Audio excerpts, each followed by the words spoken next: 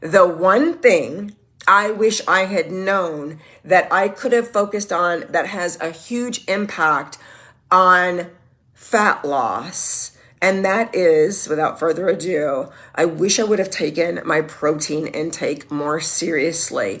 And I talk to clients about this all the time. And it's one of the things that we change immediately about the way they're eating. With the eating method that I teach them, I even monitor what's happening with their progress. And many times when they start to hit a wall or they start to look like they may be sliding into a plateau, I reevaluate their amount, the amount of protein that they're taking in. And especially as we get older and our hormones are changing and our body is not responding to the traditional kinds of diets that perhaps it responded to when we were in our 20s and 30s, and maybe even into your 40s it worked, but then it stops working.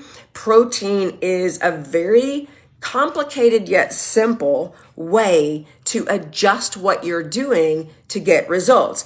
But it's not just about fat loss. Hey, Tracy. Hey, you guys, as you come in, please drop me a comment and let me know where you're watching from. So it's not just about fat loss. Protein is one of the reasons I say that it's like the first thing to focus on, or if you're looking for one place to start with protein, or if you want like just one change to make that will make a big impact difference, look at protein. Because again, it's not just about weight loss or in particular fat loss. It's also about getting stronger and building muscle. And I don't mean bulk. I'm talking about, hey Shay, I don't mean bulk. I'm talking about building muscle. Another thing that it is a huge component for is getting toned. I hear all the time from clients who tell me they want to be toned. They don't want to be jiggly. Does anybody understand that goal? Not wanting to jiggle in all the spots, right? And so protein is the power pack start of getting toned, getting strong, getting toned, losing fat, like I said.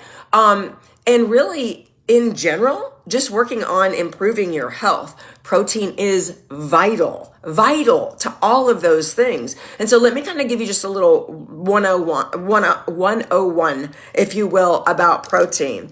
So if I don't have my clients count calories and I don't have them calculate macros, but I do work with them. I have a method of eating, an approach to eating that I teach them. And then I work with customizing that to their individual needs. And so this is one of the things I do for them. You don't have to understand the science of nutrition to make these kinds of changes and be able to get lasting results.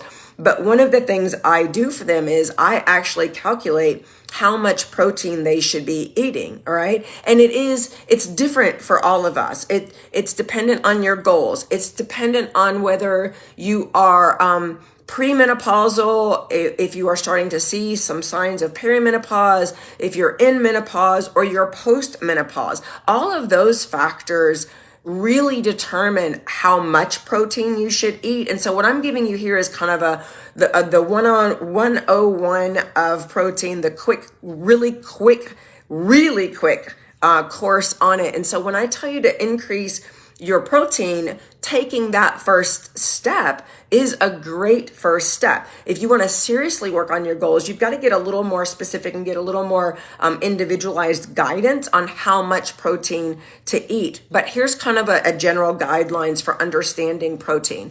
So you want to take in different amounts or different portions of protein each day, depending on all those variables that I talked about, and including your goals too, because your protein intake, if you really want to build muscle and get extremely lean and toned, may be a little different than if your goal is more about losing weight. But you can think of it in these terms. A serving size of protein is about the size of the palm of your hand, okay? And in that serving size, you don't have to count calories or understand how to calculate macros to understand this.